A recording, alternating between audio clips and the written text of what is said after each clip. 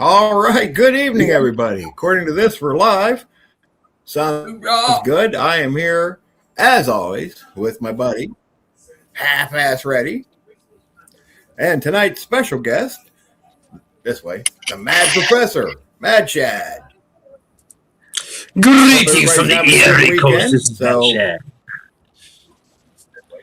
Professor, Mad Shad. I got to turn my phone off. There we go. All right, cool. So, in case none of you are familiar with Mr. Mad Shad, which you should be, but if you're not, Shad, tell us a little about yourself and where they can find you and a little bit about your channel. Okay. My name is Mad Shad. I am here in the great state of Ohio. Where you at? Yep. And I don't know. I used to be a little bit more active in the past, but I still do some stuff. I do Lackluster Fridays, Saturday shenanigans. The creek still flows, and Zoot Report now. I've been around here for a while. Yes, metal. Yes, mud butt. I am the butt of everybody's joke. But yeah. We talk about a lot of things, and been to a few. I've met a lot of people. In these YouTube streets. It's been amazing. Lots of brothers found. Like, I met these guys. I met these two, and just boom, connected. So that's what it's all about, right? And I'm loving this journey. There is a madness to my method, I like to say. So Chance, very humble. Yeah. So yeah, check me out on the weekends, on the weekdays. I don't know. Maybe I speak some knowledge. Yeah. No, you definitely speak some knowledge. Maybe. I thank you. You're too kind. Looks like everybody's starting to roll in. I see Billy and Michael Wolf and King Corso and L Dog, James and JS Genesis. Good to see everybody this evening. So get your questions out for Mr. Mad Shad. Oh, God. Hopefully we won't have too many technical difficulties tonight. My internet's been a little bit glitchy lately. So hopefully we won't have too many. Here's a question. Chance wants to know, if two AI vehicles hit each other, which one is at fault? You are. That's my guess. Yeah, AI doesn't make mistakes, so somehow they'll find out some way to find the nearest human being, because it'll be their fault. So that's my guess anyway. The sun was in their photosynthetic lens. Yeah. That's too much. It's another one of those blah blah blah things. Good to see you, Chance Paladin. No, but yeah, Chance and I had a discussion the other day about the blah blah blah thing, which he says. Yeah, with Chance. Yeah, you never know. Yeah, he'll just say it right while he's talking. My friend. But when we were talking, I was like, dude, when you're not saying blah blah blah, I'm hearing blah blah blah. When he goes talking about some of that technical stuff he knows, he's a smart guy. But wow. Oh yeah, he is. Yeah. And I'm a smart guy, I think. But dude, I'm a brilliant idiot. That's me. I'm just a brilliant idiot, is what I am. So you see farmers. James, he keeps asking, best camping axe. Okay, so I'm a Fiskars guy. I like my Fiskar. Right. I do. I like the Fiskars. But it's not an axe though. It's a hatchet. Right. But an axe, I don't know. I mean, there's some really good ones out there, some high priced ones. Yeah. Depends on what you want to do. Are you splitting wood? Are you hewing trees? Are you building a log cabin? Maybe you need a double-headed axe, a felling axe. Maybe you need a maul, right? So I like, if I'm going to go out into the woods and I'm going to build structures, I'm going to carry a full-size axe, maul, a saw, And I like Fiskars just because it's very lightweight, very durable. Yeah. But there's some other ones out there too. I mean, I like old school, so I don't even know the names of them, right? The axes I have. Yeah, well, me either. But in my opinion, it don't really matter the name brand. If you're taking proper care Yep. of your all metal axe and wooden handle, Yep. the thing of what you want to make sure that you've taken care of both those items well. And honestly, the biggest difference between, say, a camping axe and a full felling axe is the length of the handle, right? Right. The head is relatively the same weight. I mean, you go from 2 pounds to 3 pounds. When you get into a 4-pound axe, you're talking about a Michigan axe. But Okay. But again, as long as you know how to use and take care of your axe, but yeah, that's a combat axe. It is, yeah. And so Kanye Corso asked me, what did I name this? And I call it Oder Dumari, the Mad Judge. So, yeah, absolutely. And this could be a camping axe. I did take it and use it. I did use it for camping. It does work for camping. Sure. But it also works for its dual purpose, shall we say? Yeah, no, I hear you, but yeah, I have some combat axes too, but it doesn't matter really what kind of axe you decide to bring. It's better than no tool at all. Yep. But again, I mean, remembering and knowing how to keep it sharp and bringing along the tools that you need to keep it sharp and operating, and the tools, the case you need to bring it up to protect it from getting dull while you're just walking with it. Yep. Or cutting a hole in your backpack. Or your knee. Or that's happened to me actually. What's up, Miko Wolf? Yeah. Yeah, a good hatchet, a good axe. I like the as far as like camping and backpack axe, I love the Fiskar, and I've had that thing for decades, and I've yet to be able to destroy it. Yeah. I mean, it's crazy, Yeah. Hudson Valley, what's up? Hoorah, Mike. Thanks for showing up. Hey, Mike. Yeah, I don't even know what brand of axe. I got this axe years ago from somebody, and it's not very big, but it's got some weight to it, and I like it. I have no idea who makes it. No clue. Yeah. It's just, I mean, if you're processing firewood. Yeah, and I like it. I mean, I've got one of those shingling axes actually right over there. Kydex axe. And if you're processing firewood, I'm going to be swinging that a lot. So I want it to be lightweight and not a lot of heft to it. So I don't get fatigued, so I can sit there and process it. And maybe a wedge. And the great thing about an axe is you can make anything you need with that axe. Right. If I need a wedge, I can make a wedge out of wood and pound it in. Like, take me a round piece of wood, boom, I hit it right with the axe. I make a hole, and then I make my wedge out of wood, and then turn it around and pound it in, and basically like batoning, whatever, and I can split that wood or whatever. So I can do a lot. You can do a lot with an axe, with a little hatchet. Yeah, it's an important survival tool. Yeah. I mean, I have but again, my go-to when I go hiking, camping, whatever, is my Fiskars, either the axe or the hatchet or both. Yeah, I keep the axe in the truck and the hatchet in my backpack. Right. And think about this. History, right? This is what our forefathers did. Yep. Okay, they literally went out into the wilderness with an axe and a saw and some provisions, and that's it. That's all they did, right? Yep. That's all they had, and they built this nation, right? Yep. So axes are very important. Yep.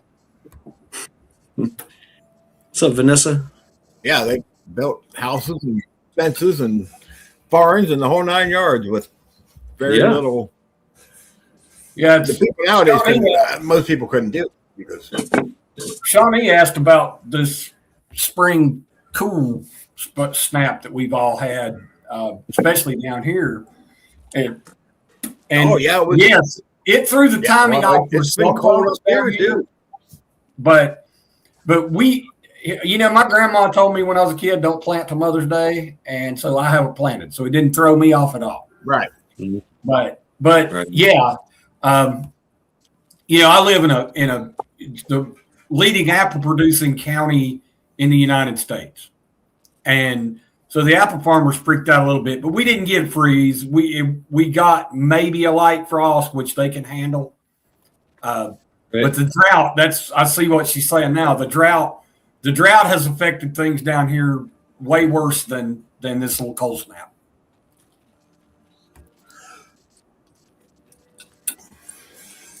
Yeah. Well, I mean, we had freeze warnings out last night. I don't know if it actually got, but it was cold. I mean, and yesterday it only got like mid 40s and it was rainy and windy and it wasn't a very nice day.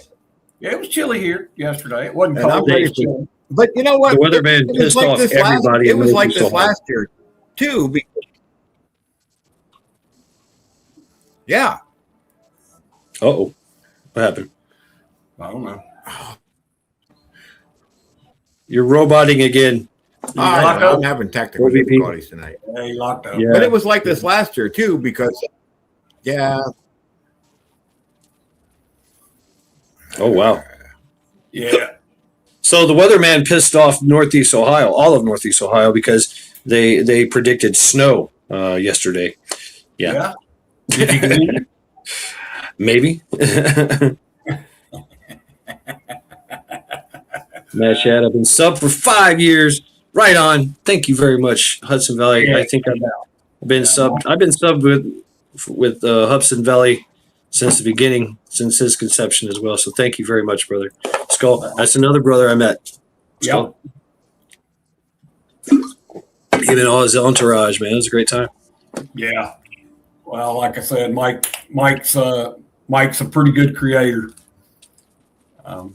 He has Yes, sir. good content and entertaining content. You don't you don't get these bombastic personalities with Mike and and then you get Livingston Man for comic relief. So yeah. I found that. I've got one of Hudson Valley's old morale patches somewhere. I've seen it. I had it out. I forget where it is. I can't find it. Yeah. RNN's in the building. Okay. Yeah. So, what's up? What y'all doing? Where we going? what are y'all doing later? I don't know. I'm thinking, am I still stuck? Not right now. I'm a huge Kukri fan, Gary. Oh, good. Oh, I love a kukri. I love a I do kukri. too. I'm a huge fan of the Kukri. It's an excellent knife, especially in a combat situation. Now, look, I'm a big fan of the K-bar. Don't get me wrong, but a Kukri is, yeah. I mean, the Gurkhas, they're well known for that. They would come up to the front lines. It went back when they were doing trench warfare. They fought for the British, and they would literally drop their guns, grab their kukris, and jump in the trenches and basically just dismember everyone. Yeah. Yeah, but those guys are warriors, though, man. Well, they're very skinny people. Yeah. So imagine a 6 foot tall, 200-pound man with a kukri. Wow. Yeah. Oh yeah. It's hard to find. I used to collect them too. There's like two. There of course there's like the combat version, and then there's the like every village has their own little kukri. And so they're inlaid. Sometimes they're inlaid with gold and silver and jewels and all this stuff, and they're really ornate. I got into collecting those, but I'm that kind of person. I would collect them and then give them away as gifts. So I give away everything. A lot of them you really can't use. They're all ceremonial kind of stuff. But the one from India, because they're all made from India. Right. That one place. So I think I want to say Nepal, and it says India. It's got an arrow on it. That's the one, and they literally make them out of railroad ties. They take railroad ties, cut them, and then melt it down, and that's how they make your kukri, which is super high carbon steel, super tough. I once took a kukri and a hammer and cut a truck bed off a truck. Literally. Nice. Crazy, man. You could tear a house down with this thing. Yeah, they use the best steel they can get their hands on to make it. Right. Hello, Big Crab family. Good to see you. Teresa. And Teresa's in the house too. So hello, Teresa. I am having all kinds of technical glitches. You're going to be okay, brother. You're going to be okay. Oh, Everything's going to be It's fine. aggravating. Skynet is coming to save you from all your technical problems. Skynet. That. Of course. Yeah, you can say that again. So, that's funny. So, speaking of that, I saw the Chinese. I tried to make an anvil out of railroad rail, and oh my God, dude! Let me tell you, that is one of the hardest things I finally just went and bought a new anvil. I wore out so many grinding wheels, and I burned. I went through a whole tank of acetylene cutting it down where I need. Dude, that stuff, because railroad track is not flat. Okay, it's rounded on top. So, and I watched a guy on YouTube make a really cool one, and he cut a slot in a log and slid it in, and it was awesome. And I thought, I'm going to do that, right? Mm-hmm. But you have to grind, because when you need a perfectly flat anvil if you're doing blacksmithing work. And so you have to grind the top of that rail flat. And believe me, a 4-inch grinder isn't good enough. You need a 6-inch grinder. And my God, man, I wore out. So I never got that. I finally gave up. I went and bought a new anvil. Wow. Yeah. But the bottom's not the hard steel, though, Mike. And when you're beating on hardened steel, you beat pretty hard. You end up bellying out your anvil, and that happens on a good anvil. You can do that on a good anvil. It takes many years, but yeah, the bottom part's not the hardened steel. The hardened steel's on the top part, right? So. Yeah, but yeah, don't. Just go buy an anvil. Because by the time you buy enough grinding wheels to make that thing into an anvil, yeah. Shawnee Grows question: is there anything you want to teach or show on your YouTube channel, but you just don't have the time or money to complete the vision? I know a lot about booby traps. That would be cool. But I can't. No. You probably won't be on YouTube long. No, you can't. I checked it, and I got in trouble one time because I made a fish trap. Just a regular fish trap. And, Yeah, he'll be back. He had to he's probably rebooting. He got to pee. Yeah. He got to hit the head. So, yeah. What's up, show and tell? There's a lot. I mean, I try to, touch on a lot of things with entertainment kind of mixed into it, as if I was in Minecraft. I was doing an E&E mission, and I was just walking through the trails of the woods, right? So there's a lot I'd like to do, but it's just, Yeah,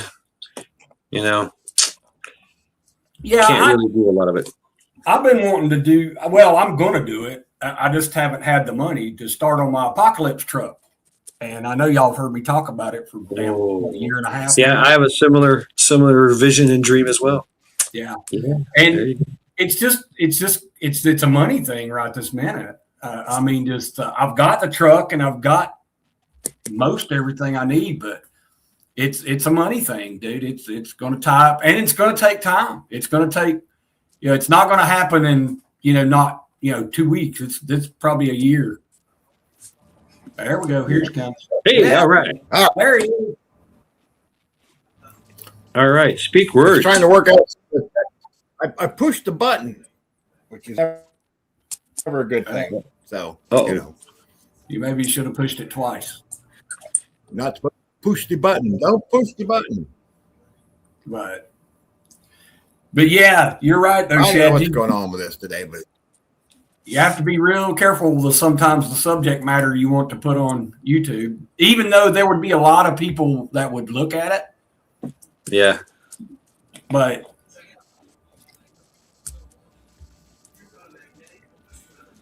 I don't worry about it. What are they going to do? Throw me off? yeah, there you go. That's it. I mean, that's what they do. Well, yeah. That's all right. I got another channel. You got a backup. Trying to get a used military radio. There's one thing I'd like to get into, and I'm going to get into it. And Hudson Valley and prepping. Thank you very much. Meshtastic. Pretty cool Gonna stuff. get into that. I've been looking at that stuff, man. The possibilities of this. I mean, I could, clandestinely put up a array somewhere, everywhere, and there you go. Boom, done. And I'm communicating with whoever and whatever. There's already a robust network of them too. All over Ohio, all over the place. Yep.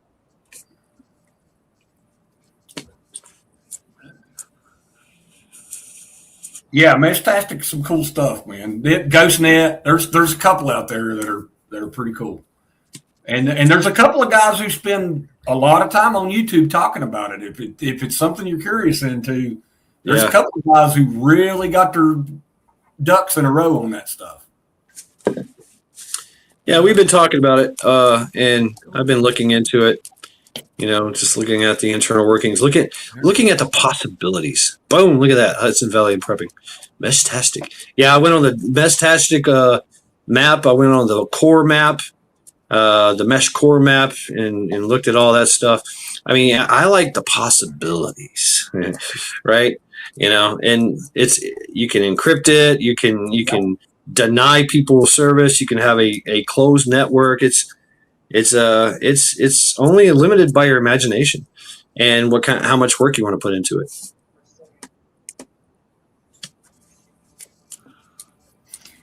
Yeah. I'm interested to see how. Mike's not quite got everything set up yet, but when he does, I'm kind of interested to see how it all works. Well, there's the Orlando prepper. I've already seen everyone else. When you start with radio stuff, you need to be concerned about your security level, and that's the thing about Meshtastic. It gives you the opportunity to make your channel as secure as you want, but Shawnee done popped another one in there, OVP. On her game tonight. Shawnee Gross, question is there a history, fact, or story that really sets with you or that you stumble upon recently that you could share with us? Well, my nickname is the Professor, so how much time you got? How much time do you have? We got all night. I'm just trying to think of one that's apropos for the situation here. I don't know, man. I'll come back to that. Yeah, well, I've been, it's the 250th 4th of July coming up, right, for us. Mm-hmm. So I've been, and look, if you're in the Marines, you're a military historian, whether you want to be or not, right? Yep. So any of the military stuff stays, right? But yeah. And I've always been a big fan of General George Washington. Oh, okay. Got one for you. So we all know that this was inspired by God. These men, the founding fathers, were definitely inspired by God. So, but you go back about 25 years before 1776, and there's a story about George Washington fighting in the French Indian Wars, where the entire Indian nation was targeting George Washington. They had killed every other officer on the field. Yep. And Washington mounts his horse, and he was a fantastic horseman, okay? One of the best in the world at the time. So George Washington rides into the field, and everyone is targeting him, and the Indian chief said, do not waste any more bullets on this man. He is protected by the Spirit. Yep, he's protected by God. After the battle, Washington has 9 bullet holes in his uniform coat. Yeah. No bullet holes in him, right? That's a great story. Yeah, it's a great story. It just, you know, when you follow Washington, there's so many stories through the Revolutionary War, the escape from New York, the crossing of the Delaware River on Christmas Day. There's so many stories that he was protected by whatever you believe in, maybe by his own ego, who knows? But he was protected. And yeah, there's you one. That's one of my favorites. I like that one. Yeah. Yeah, George Washington was definitely an iconic character in our a hero. I mean, absolute hero. Yeah, he grew tobacco, he grew weed, hemp, actually. He grew hemp. He also made whiskey. Yes, he did. I've tasted it. It's horrible, but he made some whiskey. They still make it to this day. Sure, they do. The way on his lands at Mount Vernon. Yeah, Mount Vernon. They still make it the old-fashioned way in the barrels and all that.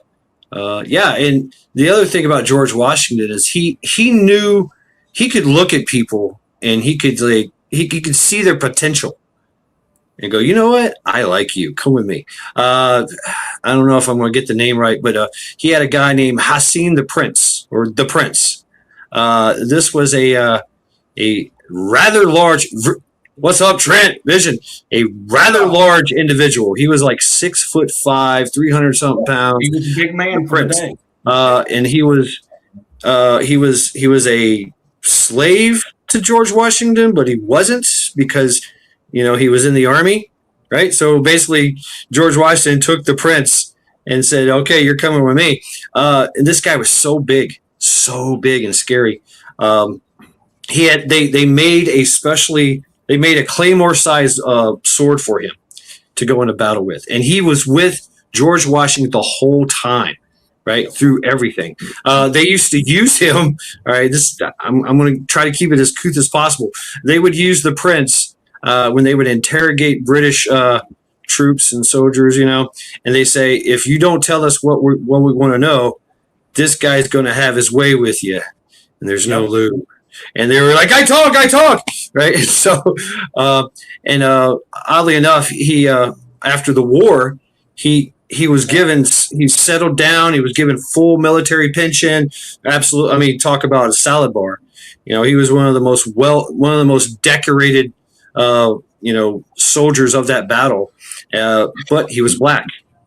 Yep. But everybody was like, who is this guy? And why does he have his own farm? And why does he have everything, whatever? And there's the story of it where this townsman or whatever was going by his house and was saying rude things to him, and the prince came out there and knocked the horse out. Bam! Underneath him. They called the constable and all that, and they said, "You don't know who this guy is? He's a freaking war hero. George Washington, the prince. No, untouchable. Leave him alone." Right? So many stories from that. So many stories. There was, George Washington is known for his just stoic amazing strategic planning, ride right into battle. But he's also known for his very robust spies and subterfuge. He would use women. He would use king. Yeah, he would use brothels. He would use, all kinds of people. Like, hey, you do work with the British, right? Yeah, yeah. Do you like them? No, no, no. Well, yeah, I hear that you own a bar that they visit and they get food and drink from all the time. How about you kind of tell me what's going on, because they have meetings in there, right? Yeah, yeah, yeah. So I mean, he would do that. He would network. Absolute find out, and that used to piss off what's that guy's name, the British general Cornwallis or Cornwallis, yeah, all of them. But yeah, they hated him because he was always like either one or two steps ahead, or he would just meet him, whatever. Yeah, just amazing. Yes, you should, Mike. I have been all over, right? But yes, you should definitely do a tour of New York. Now, you will end up in New York City while you're doing that, because Washington refused to let go of New York. That was one of the reasons he lost so many battles early in the war. He just didn't want to let New York go. He felt it was so important because of the port. But I know a guy. Yeah, right. Yes, you do. But yeah, so yes, I don't have a history. I would love to do that tour with you, Mike. Yeah, that'd be cool. Yeah, I would love to do that tour. Yeah, I've done. Am I still glitching? I don't know. Me and Shad have been talking so much, we haven't really let you have a chance. Go ahead, man. Go ahead. Yeah, of course, as soon as I say something, it's going, yep. You seem to be working all right. But yeah, I would love to see Saratoga. That's about it, so you can hear me. All right. Yeah. What I was going to say was I don't have a history lesson, but I do have a Bible story. How's that? Something we were talking about at church today is the parable of the virgins. And if you haven't read that, I'll give you the short version because, we're not going to get all preachy and everything. But some of the virgins had extra lamp oil and some didn't. So some were prepared and they were rewarded. The ones that weren't prepared weren't rewarded. So, it's just a little lesson in preparation. So go check that parable out. I'm not going to go through the whole thing, but yeah, there's lessons in the Bible about prepping if you know where to look. Yes, there's lots of lessons in the Bible about prepping. But go audio. Okay, that might work. Yeah, let's try that. Get your oil ready. Yeah, maybe. Maybe. Uh-oh. OVP's getting ready to push the button, Shad. Here we go. This might be bad.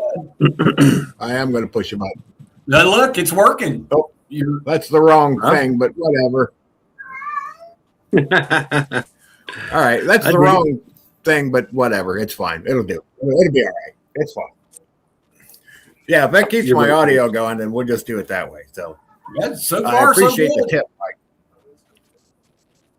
All right, well, cool. We'll just do it this way. That's fine. Yeah. Y'all don't want to look at my ugly face anyways. Yeah, I'm pretty sure you're right, Chance. So here's a question for you. What are some things that everyone is doing to get prepared for this oil shortage of everything, this oil apocalypse, if you will? Well, I'm doing what I've always done. Well, that's a good question because it is definitely going to be a shortage of everything. Well, it's just going to mean. Go ahead, Mark. You're going to. So again, and we talk about this every Sunday night. And look, we've been talking about the price of whatever, and since COVID, right? Right, Chance. So supply and demand makes everything go up because we demand more and they supply less. But you've got to take care of your fiscal house. You need to be fiscally prepared, financially prepared, just like you need to have freeze-dried food in your pantry. You need to work on your financial prepping too. So and fuel's finite. It's a finite resource. If it's SHTF, if it's the oil processing plants blowing up, whatever, it's a finite resource anyway. So whatever you're planning for that requires fossil fuel, you've got what you need now because it's what you got. When it runs out, then you have to have another plan. My opinion. Right on. That's my answer, Shad. I like it. I like it. Yeah, we are definitely going to have a shortage of pretty much everything because, like Shad was saying, if it's not, everything has something to do with oil or shipping, or there's already shortages of certain things. You go to Walmart and your selection's a little low. Can you hear me? Yeah. You're Yeah, 5x5, bro. So and it's just going to get worse. I mean, the last of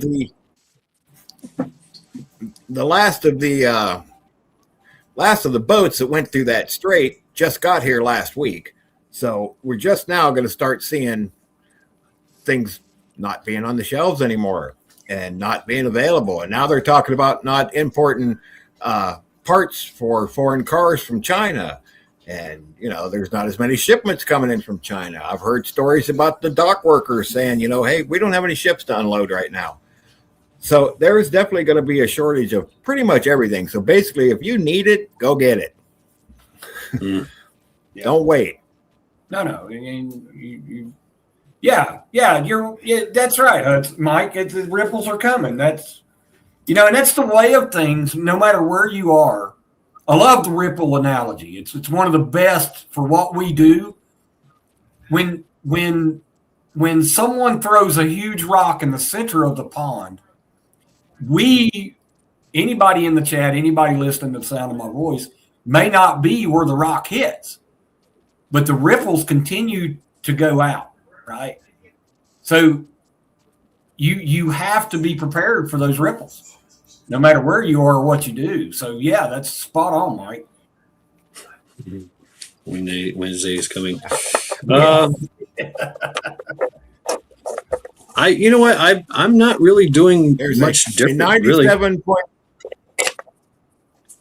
really. What? 97 what? There's a 97.35% chance that we all die on a Wednesday.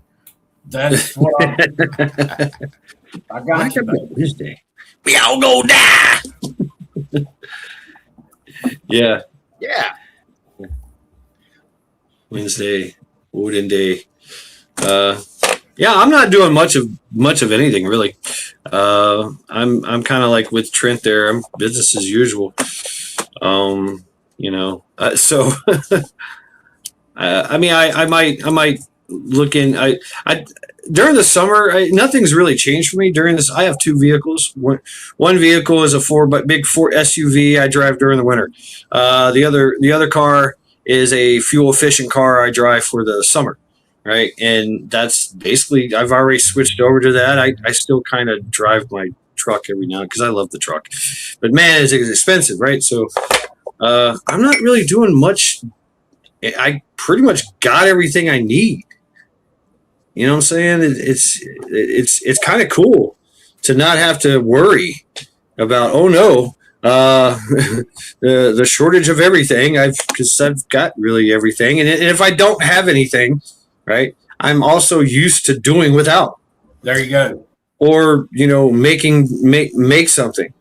I was hoping that the whole tariff thing would kind of spur and incite the whole private sectors to start making stuff again here in America, right?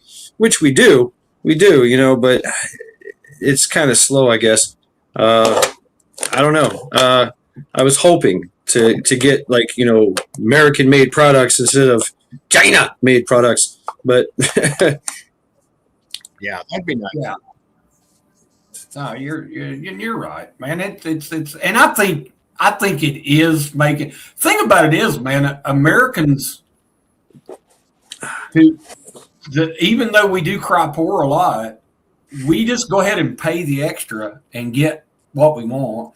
So the other countries just keep shipping it in and paying the tariff because we're paying it anyway. So yeah, I mean, and then the companies that I hope some what of it gets me is the companies that jacked all their prices up because of the tariffs are now getting a tariff refund. Not us. No, not us. The companies that made record profits last quarter because they jacked their prices up for the tariffs are now getting a tariff refund. Right. I guess it's the whole trickle down theory. What's up, Eric? Yeah, well, it never trickles down. That's the problem. More like something rolls downhill. But you know what you were saying, though, Shad, about doing without, my wife and I we talk about this a lot in a true black sky event when the SHTF has actually happened. Your ability to suffer is going to be the true measure of how long you survive. Mm. We as a society don't like doing without anything, right? Oh no. But your ability to live without things, Hey there. but our ability to live without things is going to be. I see that it is going to be true tests of your prepper ability. Yeah, that's why I talk about stoicism, ruggedness, things like that, and men. That's man in a nutshell. We're built to endure things of this nature, right? Our ancestors and forefathers would, literally go without eating for weeks at a time, hunting a big game deer or woolly mammoth or something. I mean, however far back you want to go, until they got that kill, and then boom, it's time to eat. Right? It pays off. Pays off in the end. Yeah, it's amazing what the human body will suffer through. What's the movie with Leonardo DiCaprio based on a true story? Revenant. Yeah. Yeah. Yes. But the things that man survived, and the human body is capable of. It's the human mind that gives up, right? So we talk about hardening our mind. We talk about that a lot, especially Trent talks about it a lot, but we talk about that, and your mental toughness is going to be pretty damn important. Definitely. So, okay, something I've been messing around with again. I don't know if y'all know my background. It's a lot of martial arts and Shaolin Kung Fu and Buddhism, things of that nature. A lot of meditation, a lot of Tai Chi, whatever. But after time, you just kind of get away from all that. So I've gotten back into something that's called Metsuke. It's a Japanese term that samurais used. It was their way. It was pioneered by this guy Morinori, a very famous instructor for the shogunate samurai. But Metsuke means to gaze at distant mountains. Some of you vets would understand that. It's called the 1,000-yard stare. And basically you look at everything and not focus on one thing.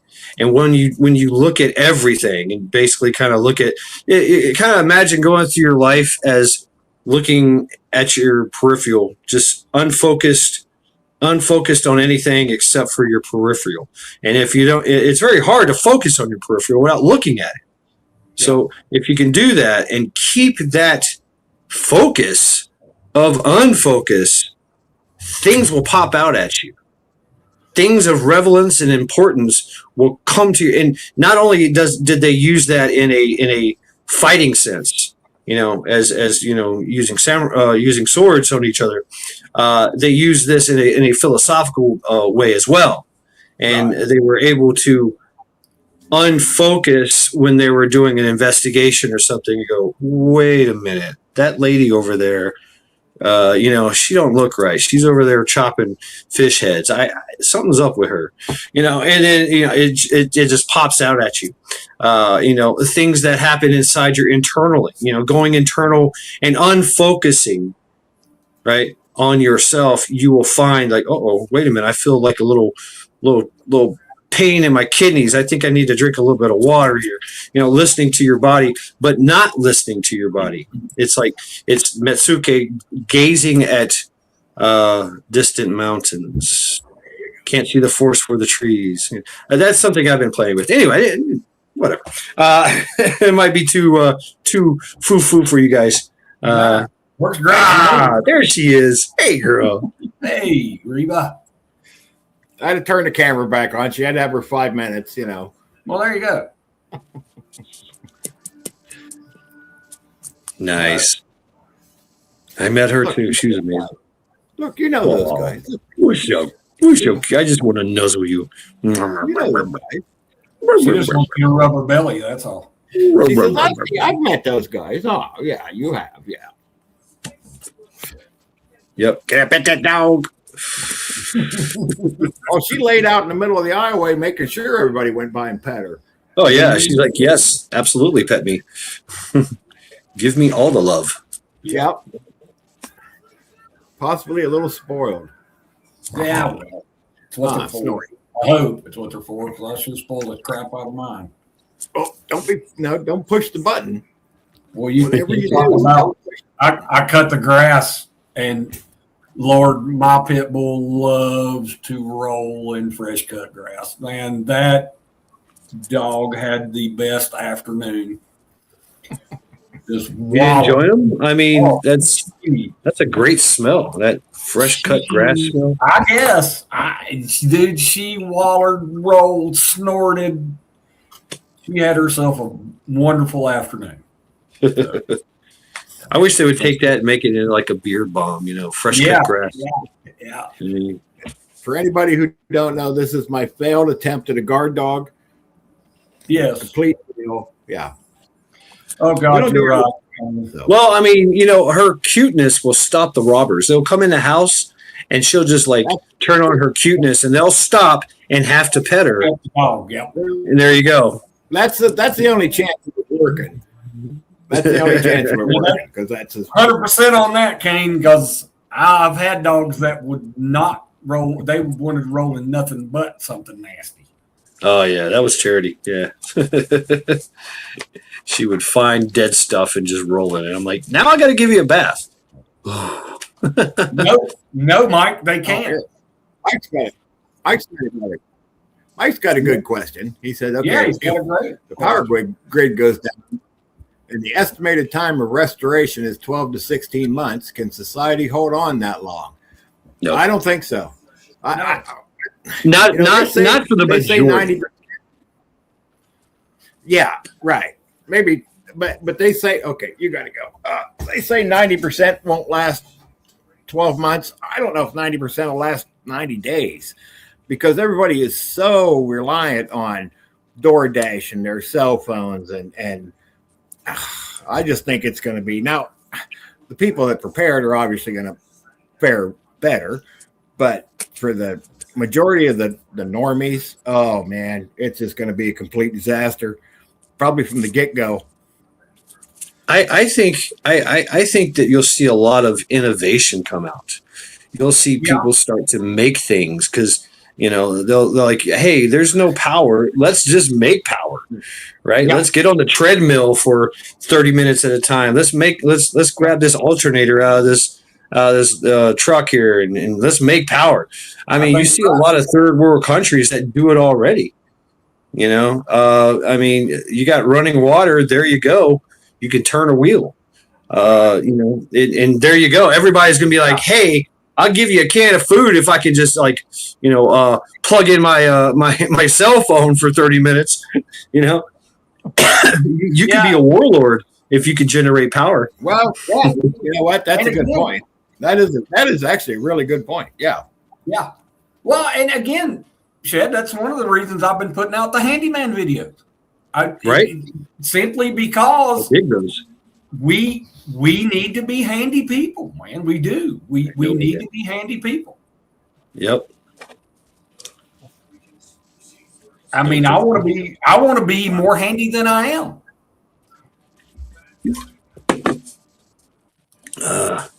Yep. You want to watch a movie, get a stationary bike and pedal. Yeah, I like it.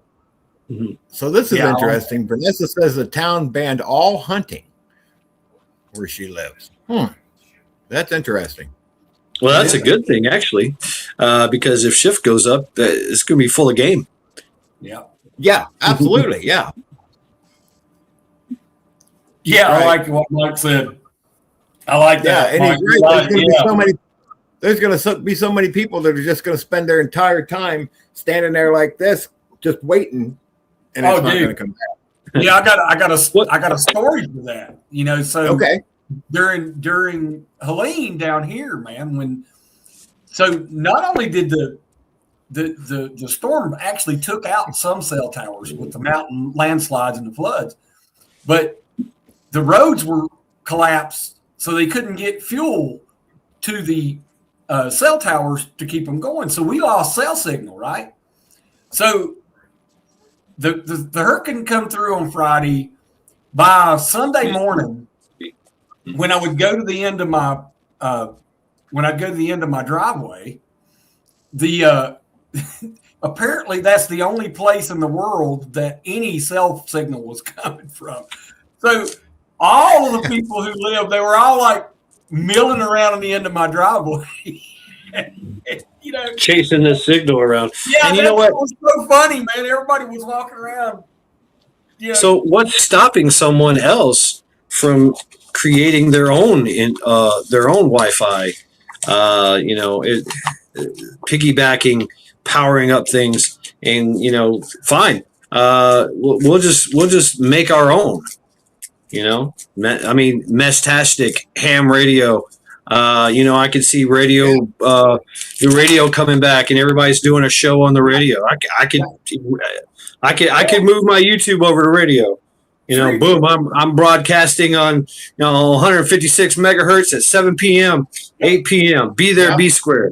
Right? Yep. Boom! Let's go. Right? And I can do that down here, man. That was the thing. And I know y'all have heard me say this a blue billion times, but the damn emergency AM/FM radio, whether it's got shortwave on it or not, right? Yep. But I have an old Sony radio that my wife and I have had since we got married, and I put 4C batteries in that thing, and it was the only way that we had any notion of what was really happening down here. Yeah. And it was just people who had cell service or phone that could call into the radio station and say what's going on in Black Mountain or whatever. That's right. Pirate radio. Hudson. Yeah, but who the hell's going to stop you from doing it, right? If you got the ability to broadcast, who the hell's going to stop you from broadcasting, right? Yeah. Right. Now, as far as this Mestastic thing, I'm kind of curious about this Mestastic thing.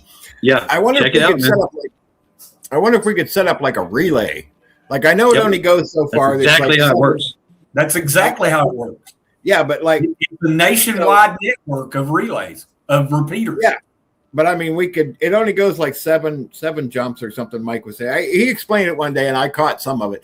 But let's say the 7 jumps would only go to, Mad Shad's place. Well, then could he take that message and send it on to the next? You know what I mean? And we could just like line of sight radio. Yes. Yeah. See, that would be kind of cool. Line of sight. Yeah, that would be kind of cool. I really like that idea. Right? If no one is coming to save you, also no one is coming to stop you. What's stopping you? Yeah, good point. HF. I want to get into HF too. Yeah, HF is good shit. That's global. Yeah, that is. That's worldwide. Yeah. But yeah, you look, and that's even for a prepper. Okay, even for a prepper and a guy who feels like he can take care of himself and his family. It's scary when right on, Mike. You know you can't call for help, right? And we were in that situation, and it's even scarier when you can't go help the ones you love. So here's my advice. I was thinking Make sure the ones you love can help themselves. Yep. You know, you yeah, you radio guys are all about getting high. I mean, that's it. That's it. I'd love it. Like you were talking about your apocalypse vehicle. I want a drone on mine. I want HF. I want ATAX. I want this mobile operation, mobile command center, and QRF, right? So I can, right? And then that was my plan, is like have drones that pop out of the truck, fly up, you know. I can get comms that way, or I can, observe and report. And of course, with the FPVs, I can get a little kinetic if I wish, yeah. It's all about the dollars, baby. Well, there's other ways and means. Like I said, I mean, you just have to convince someone to help you out and get it. I mean, that's the other thing too, is, when shift happens, people are going to be bartering and trading and stealing and robbing and marauding a lot. Yes. Right. And so, I am not, I don't want to maraud, nor do I want to steal. No, but if I got a can of food and they've got a drone, there you go, and they took it from somebody else, I'm not going to ask questions, But I do think that having my virtues and morals, they're going to stick with me, of course, throughout the whole thing. But hey, if a chomo is sitting there and he's got a nice little setup on a mountain and he's a chomo, well, he need not breathe my air, and all his stuff is now mine. So or if I can take down the marauder camp, I've got everything that the Marauders got, and I've taken out the Marauder problem. I don't know. Radio is going to be very important. I remember as a kid, a kid growing up, I was on that AM radio tuning in, listening to all kinds of stuff, man. It was fascinating to me. And, that'll come back. Cell phones are gone, tablets and computers, they're still going to be around. They're still going to be useful, but it's going to be all about the radio. That's right. That's one of my weak points is communications, I have to admit. So I'm really enjoying what Mike and Trent are doing with these Mestastic things. Mm-hmm. And they can use your cell phone, so they will be useful with your cell phone in that system. And then of course you can layer it, right? You can get your HF radios. You can for local stuff, you got your Baofeng, your Bufang, right? And keep your signature close to the house, if you will, close to the chest, for punching out and getting out there. It all depends. Are you, if it's a community and whatever, you're not hiding, that's great. Put up a 200-foot tower and let's broadcast, as long as you got a ways and means to protect it. Now those people that are ways and means to protect it, we're on a smaller smaller footprint using little bitty handhelds, and trying to keep our footprint lower. So it is easy. It's relatively easy to triangulate but it's also relatively easy to not broadcast your positions as well. Keeping your broadcast very short and moving every time that you broadcast, right? So that there's no way that they can figure it out. Mestastic, it's very compatible with a lot of stuff, and it can be encrypted, right? You can deny people access and grant access. So it's good to integrate all these things, even landlines. Remember the days of the field phone, and you had to run that landline through the woods back to CP from your LPOP, your listening post observation post, and you had this freaking thing. Hey, they're coming. How copy, over, right? And they'd come back. And it was also fun that if you disconnected from one and put it up to somebody's, in somebody's sleeping bag, and you cranked it, you could wake them up like with a little shock, So there's some shenanigans you can have with those as well. Shenanigans? We like shenanigans. Hey, we've actually been on an hour already. These hours just go so fast, it's ridiculous. Yep. So I'm going to start off by giving some last words, and then we'll go to Mark, and we'll let Shad send us out for the night. So, guys, just learn a bunch of skills, because skills are going to be more valuable in the long run than anything. You can only stock so much. And spend some time with your family. Don't do 24/7 gloom and doom, because we know things are bad, and the bad will still be here if you take a couple of days off. So don't just dwell on all the crazy stuff that's going on right now. And we will see you next week on Mark's channel. Yep. So, Mark. Yeah, tell the ones you love that you love them, and make yourself hard to kill. Whatever that means to you, okay? Whatever that means to you, make yourself hard to kill. You ain't dead yet. Right on? So, love you guys. Appreciate you tuning in. See you next week. Shad, take it away, baby. All right. Just remember to continue to train, continue to prep, because we all know it's a mad, mad world out there. Skull.